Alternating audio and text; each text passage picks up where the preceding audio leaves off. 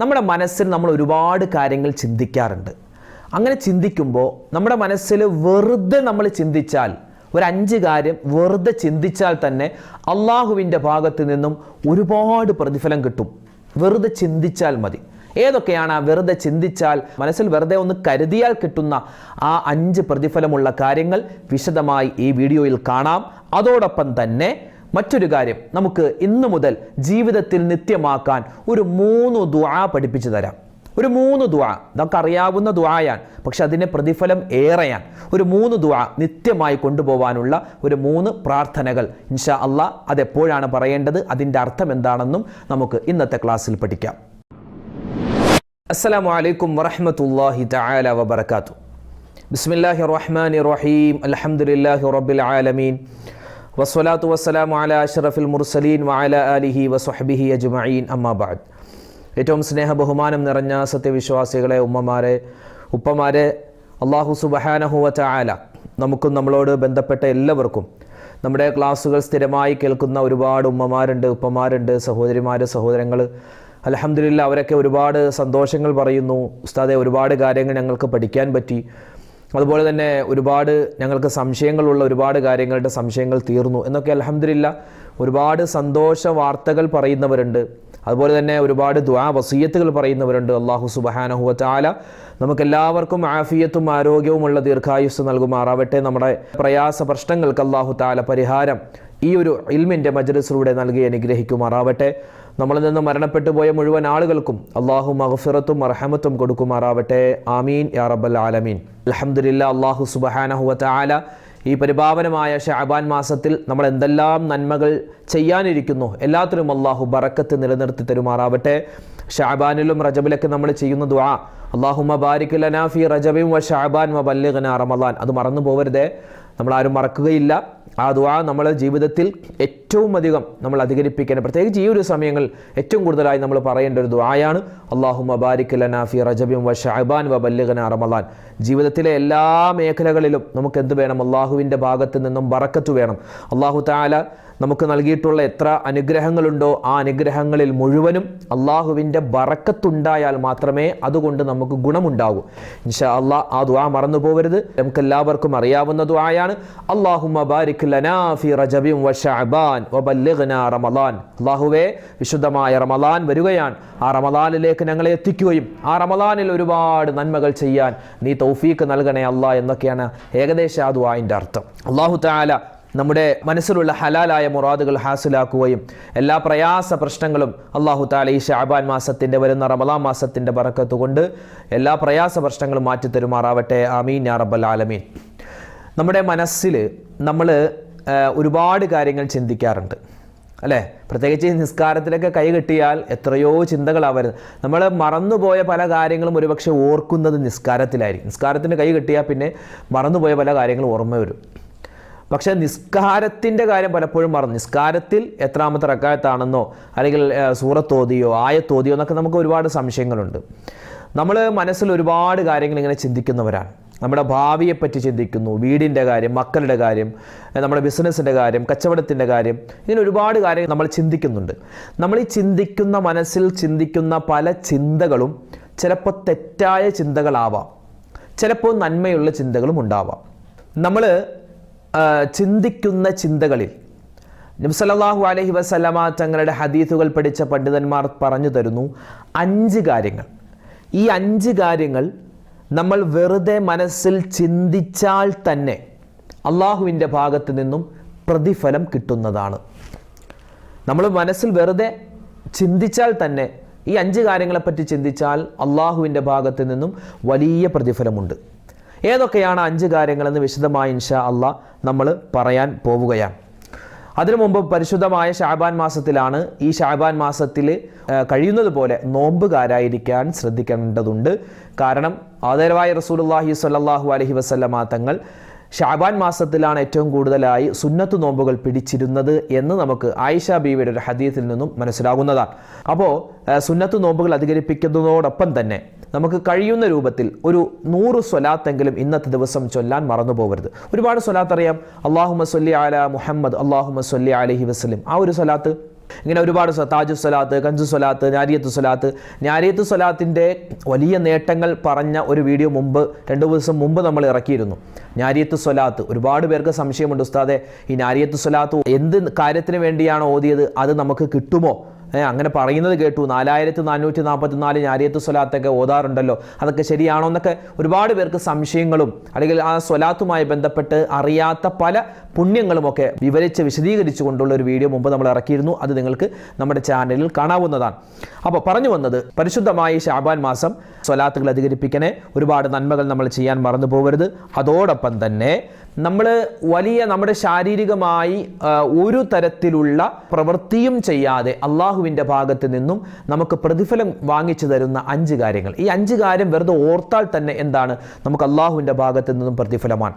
മഹത്തുക്കളായ പണ്ഡിതന്മാർ പറഞ്ഞു വരുന്നു, ഒന്നാമത്തേത് നന്മ ചെയ്യാൻ മനസ്സിൽ ഉദ്ദേശിക്കുക. നന്മ ചെയ്യാൻ മനസ്സിൽ ഉദ്ദേശിക്കുകയും ആ നന്മ അവൻ ചെയ്യട്ടെ ചെയ്യാതിരിക്കട്ടെ, എന്നാൽ അവനിക്ക് പ്രതിഫലം ഉണ്ട്. വെറുതെ ചിന്തിച്ചാൽ തന്നെ പ്രതിഫലമുണ്ട്.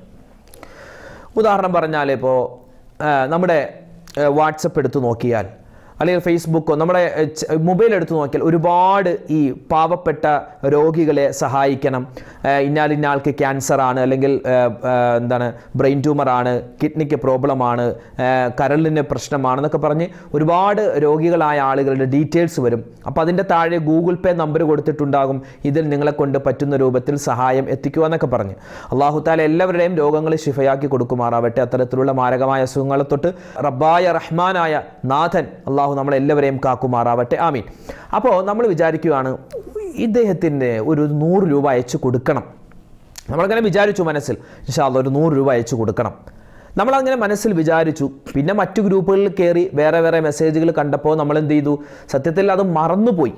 നമ്മൾ ആ 100 രൂപ അയച്ചു കൊടുക്കുന്ന കാര്യം മറന്നുപോയി. നമ്മൾ ആ മെസ്സേജ് വായിച്ചപ്പോൾ മനസ്സിലുണ്ടായിരുന്നു ആ 100 രൂപ ഒന്ന് അയച്ചു കൊടുക്കണമെന്ന്.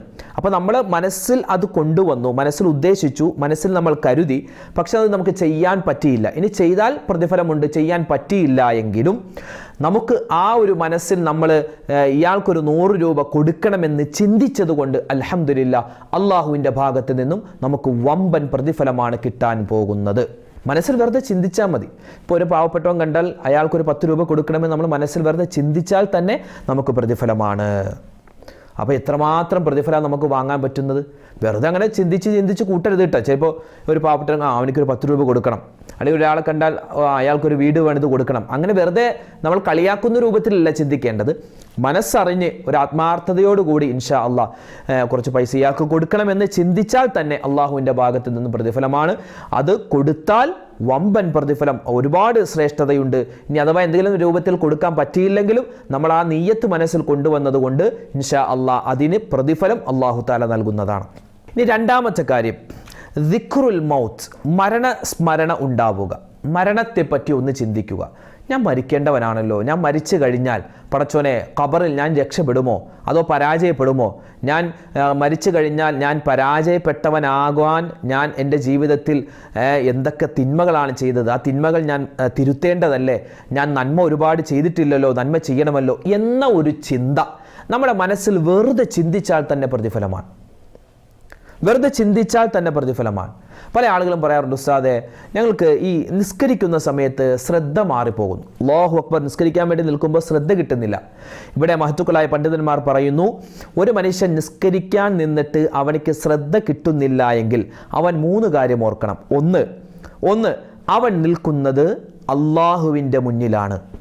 അവൻ്റെ മുന്നിൽ അള്ളാഹ് നിൽക്കുന്നുണ്ട്. പുറകിൽ ആര് നിൽക്കുന്നുണ്ട്? അസ്രായീൽ നിൽക്കുന്നുണ്ട്. അതായത് നിസ്കാരത്തിന് ശേഷം അസ്രായേൽ മുന്നോട്ട് വന്ന് നമ്മുടെ റൂഹിനെ പിടിക്കും. നിസ്കാരം കഴിഞ്ഞാൽ മരിക്കും. അതുകൊണ്ട് നല്ല രൂപത്തിൽ നമുക്ക് ആ സമയത്ത് നിസ്കരിക്കാൻ പറ്റും. എൻ്റെ ഈ നിസ്കാരം കഴിഞ്ഞാൽ ഞാൻ ഉടൻ മരിക്കും എന്ന ഒരു ചിന്ത നമ്മുടെ മനസ്സിൽ കൊണ്ടുവന്നാൽ, അല്ലെങ്കിൽ നമ്മൾ നിസ്കരിക്കുന്ന സമയത്ത് എൻ്റെ വലതുഭാഗത്ത് സ്വർഗമുണ്ട്, ഇടതുഭാഗത്ത് നരകമുണ്ട്, ഞാൻ ഈ നിസ്കാരത്തിൽ അശ്രദ്ധമായി പോയാൽ ഞാൻ നരകത്തിലേക്ക് പോകും എന്ന ഒരു ചിന്ത നമ്മുടെ മനസ്സിൽ വന്നാൽ തന്നെ നമുക്ക് വലിയ പ്രതിഫലമാണ്. അപ്പോൾ പറഞ്ഞു വന്നത്, നമ്മൾ മരണസ്മരണ ഉണ്ടാവുക എന്ന് പറഞ്ഞാൽ 24 മണിക്കൂർ ഞാൻ മരിക്കുമല്ലോ അങ്ങനെ ചിന്തിക്കണമെന്നല്ല പറഞ്ഞതിൻ്റെ അർത്ഥം. നമ്മൾ എന്തെങ്കിലും ഒരു മോശത്തരം, ഒരു തിന്മ ചെയ്യാൻ പോയാൽ പടച്ചോനെ ഞാൻ മരിക്കേണ്ടവനാണല്ലോ, ഈ സമയത്തെങ്ങാനും ഞാൻ മരിച്ചു പോയാൽ എൻ്റെ അവസ്ഥ വളരെയധികം പ്രയാസമാകുമല്ലോ എന്ന് ചിന്തിച്ചുകൊണ്ട് ആ തിന്മയിൽ നിന്നും മാറി നിൽക്കാൻ പ്രത്യേകം ശ്രദ്ധിക്കുക. മഹാന്മാരായ പണ്ഡിതന്മാർ പറയുകയാണ്, നമ്മുടെ ജീവിതത്തിലെ ചില വസ്തുക്കളിൽ അഴുക്കായാൽ നമുക്കത് വൃത്തിയാക്കാൻ പറ്റും.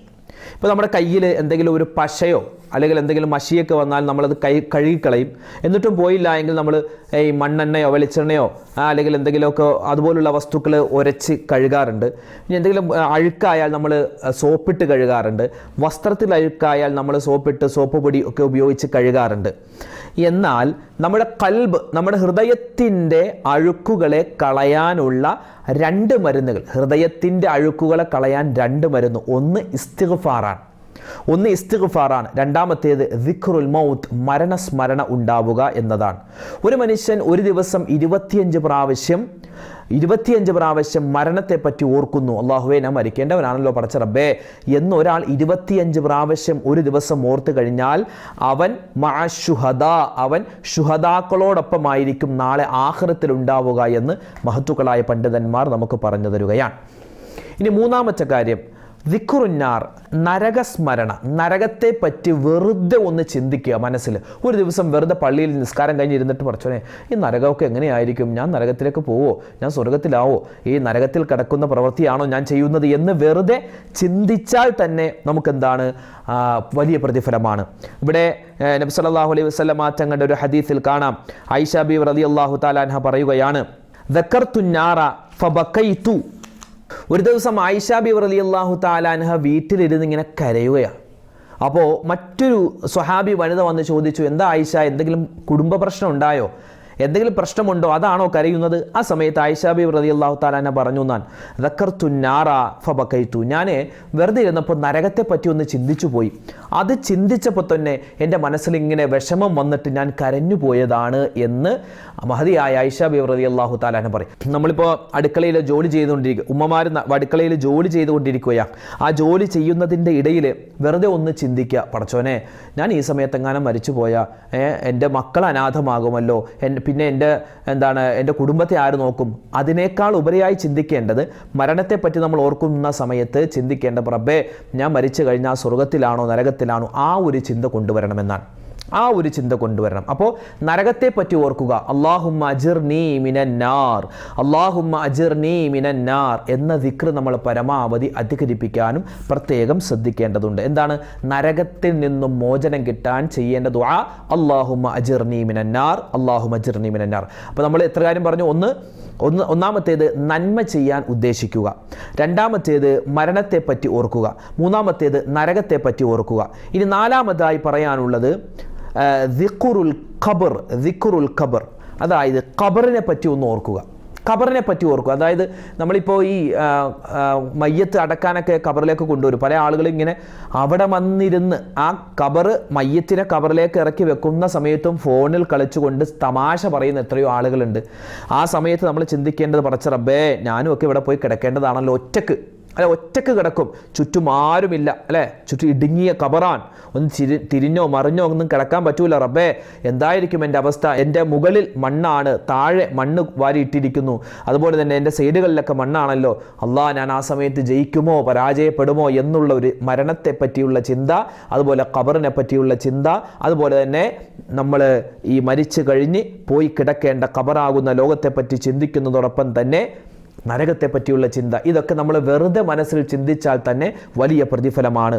ഓരോ ദിവസവും ഖബർ വിളിച്ചു പറയുന്ന ഒരു വിളിയാളമുണ്ട്. എന്ത്? അന ബൈത്തുൽ ദുൽമ, അന ബൈത്തുൽ ദീദാൻ, അന ബൈത്തുൽ വഹ്ശ, അന ബൈത്തുൽ വഹ്ദ. ഞാൻ അക്രമത്തിൻ്റെ വീടാൻ, ഇരുളിൻ്റെ വീടാൻ, ഒറ്റക്കാകുന്ന വീടാൻ, ഞാൻ പേടിപ്പെടുത്തുന്ന വീടാൻ, പുഴുക്കൾ നിറഞ്ഞ വീടാണ് എന്ന് ഓരോ ദിവസം ഖബർ ഇങ്ങനെ വിളിച്ചു പറയുമെന്ന് നമുക്കത് കേൾക്കാൻ പറ്റൂല. അപ്പം അതുകൊണ്ട് ഖബറിൻ്റെ ഉള്ളിൽ നമ്മൾ കിടക്കേണ്ടതാണല്ലോ. ആ സമയത്ത് ഞാൻ ജയിക്കുമോ പരാജയപ്പെടുമോ എന്നുള്ള വെറുതെ ഒരു ചിന്തിച്ചാൽ തന്നെ അള്ളാഹുവിൻ്റെ ഭാഗത്ത് നിന്നും നമുക്ക് പ്രതിഫലം കിട്ടുന്നതാണ്. പിന്നെ മറ്റൊരു കാര്യമാണ്, മഹത്തുക്കളായ പണ്ഡിതന്മാർ പറയുന്നു, ദിക്റുൽ അംബിയാ ഇബാദ വ ദിക്റു സ്വാലിഹീന കഫാറത്തു ദുനൂബ്. അംബിയാക്കളെ പറ്റി പറയുക, അതുപോലെ തന്നെ ഔലിയാക്കളെ പറ്റി, സ്വാലിഹീങ്ങളായ ആളുകളെ പറ്റി പറയുകയും അവരെ പറ്റി പറയുന്നത് കേൾക്കുകയും അവരോടൊപ്പം എനിക്കും ആവാൻ സാധിക്കണം എന്ന ഒരു ചിന്ത മനസ്സിൽ കൊണ്ടുവന്നാൽ തന്നെ പ്രതിഫലമാണ്. നമ്മളിപ്പോൾ അമ്പിയാക്കന്മാരുടെ, ഔലിയാക്കന്മാരുടെ ഒക്കെ ചരിത്രം കേൾക്കുമല്ലോ. ആ ചരിത്രം കേൾക്കുന്ന സമയത്ത് അള്ളാഹുവേ എനിക്കും ഇവരെ പോലെയൊക്കെ വലിയ മഹത്വമുള്ളവരായി മാറണം, അല്ലെങ്കിൽ എനിക്കും ഇവർ ചെയ്ത ഈ ഒരു വലിയ കൂലി കിട്ടുന്ന കാര്യങ്ങൾ ചെയ്യണം, അല്ലെങ്കിൽ എനിക്കും ഇവരോടൊപ്പം സ്വർഗത്തിൽ കടക്കണം എന്നൊക്കെ ആ മഹത്തുക്കളായ പണ്ഡിതന്മാർ അല്ലെങ്കിൽ മഹത്തുക്കളായ മുൻഗാമികളായ ആളുകളെ പറ്റി, ആ അമ്പിയാക്കന്മാരെ പറ്റി, ഔലിയാക്കന്മാരെ പറ്റി, സ്വാലിഹ്യങ്ങളെ പറ്റിയൊക്കെ വെറുതെ ചിന്തിച്ചാൽ തന്നെ നമുക്ക് പ്രതിഫലം കിട്ടുമെന്ന് മഹത്തുക്കളായ പണ്ഡിതന്മാർ നമുക്ക് വിവരിച്ചു തരുകയാണ്. അപ്പൊ 5 കാര്യം ഇതൊക്കെ 5 കാര്യം വെറുതെ ഓർത്താൽ മതി. ഒരു പൈസ മുടക്കൂല. വെറുതെ ഓർത്താൽ തന്നെ അള്ളാഹുവിൻ്റെ ഭാഗത്ത് നിന്നും വലിയ കൂലി കിട്ടുമെന്നാണ്. ഇനി നമ്മൾ പറയാൻ പോകും നമ്മുടെ ഇന്നത്തെ ഈ വിഷയത്തിൽ ഒരു 3 ദുആ പറഞ്ഞു തരാം. 3 ദുആ. എന്തിനായി 3 ദുആ? നമ്മുടെ ആഖിറവും ദുനിയാവും ഒക്കെ വിജയിക്കാൻ വേണ്ടിയാണ്. ഒന്നാമത്തേത് നമ്മൾ എപ്പോഴും ചെയ്യേണ്ട ഒരു ദുആയാണ്, അല്ലാഹുമ്മ ജഅൽ ആഖിറ കലാമിനാ ഇൻദൽ മൗതി ഖൗല ലാ ഇലാഹ ഇല്ലല്ലാഹ്.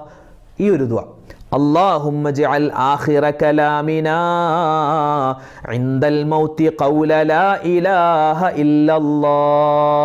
എന്ന് പറഞ്ഞേ, അല്ലാഹുവേ ജഅൽ നീയാക്കണേ ആഖിറ കലാമിന, ഞങ്ങളുടെ സംസാരത്തിന്റെ അവസാനം ഇൻദൽ മൗതി, മരണസമയത്ത്, ഖൗല ലാ ഇലാഹ ഇല്ലല്ലാഹ്, ലാ ഇലാഹ ഇല്ലല്ലാഹ് എന്നാക്കണം. അല്ലാഹുമ്മ ജഅൽ ആഖിറ കലാമിന ഇൻദൽ മൗതി ഖൗല ലാ ഇലാഹ ഇല്ലല്ലാഹ്. ഈ ഒരു ദുആ നമ്മൾ നിത്യമാക്കാൻ പ്രത്യേകം ശ്രദ്ധിക്കുക. അതോടൊപ്പം തന്നെ രണ്ടാമത്തെ ദുആ നമ്മൾ നേരത്തെ പറഞ്ഞു, നരകത്തെ തൊട്ട് കാവൽ ചോദിക്കുന്ന ദുആയാണ്, അല്ലാഹുമ്മ അജിർനി മിനന്നാർ, അല്ലാഹുമ്മ അജിർനി മിനന്നാർ. ഈ ഒരു ദുആ നമ്മൾ അധികരിപ്പിക്കണേ. കാരണം ഒരു മനുഷ്യൻ നരകത്തെ തൊട്ട് കാവൽ ചോദിച്ചാൽ നരകം അല്ലാഹുവിനോട് പറയും, റബ്ബേ എന്നിൽ നിന്നും അവനെ നീ അകറ്റണമേ. നരകം തന്നെ നമ്മളെ ആ നരകത്തിലേക്ക് കടത്തരുതേ എന്ന് നമുക്ക് വേണ്ടി ദുആ ചെയ്യുമെന്നാണ്. മൂന്നാമത്തേത് ഖബറിന്റെ അദാബിനെ തൊട്ടുള്ള ദുആയാണ്, അല്ലാഹുമ്മ ഇന്നി അഊദു ബിക മിൻ അദാബിൽ ഖബർ, അല്ലാഹുമ്മ ഇന്നി അഊദു ബിക മിൻ അദാബിൽ ഖബർ, അല്ലാഹുമ്മ ഇന്നി അഊദു ബിക മിൻ അദാബിൽ ഖബർ. ഈ ദുആയി നമ്മൾ അല്ലാഹുവേ ഖബറിന്റെ അദാബിനെ തൊട്ട് നീ കാക്കണേ അല്ലാ എന്നാണ് ഇതിൻ്റെ അർത്ഥം. അപ്പോൾ ഈ ദുആ നിസ്കാരങ്ങൾക്ക് ശേഷം നമ്മൾ നിത്യമാക്കാൻ പ്രത്യേകം ശ്രദ്ധിക്കുക. അല്ലാഹു സുബ്ഹാനഹു വ തആല തൗഫീഖ് നൽകി അനുഗ്രഹിക്കുമാറാവട്ടെ. ഈ പറയപ്പെട്ട കാര്യങ്ങളൊക്കെ ജീവിതത്തിൽ അമൽ ചെയ്യാനുള്ള മഹാഭാഗ്യം അല്ലാഹു നമുക്കെല്ലാവർക്കും നസീബാക്കുമാറാവട്ടെ. ആമീൻ യാ റബ്ബൽ ആലമീൻ.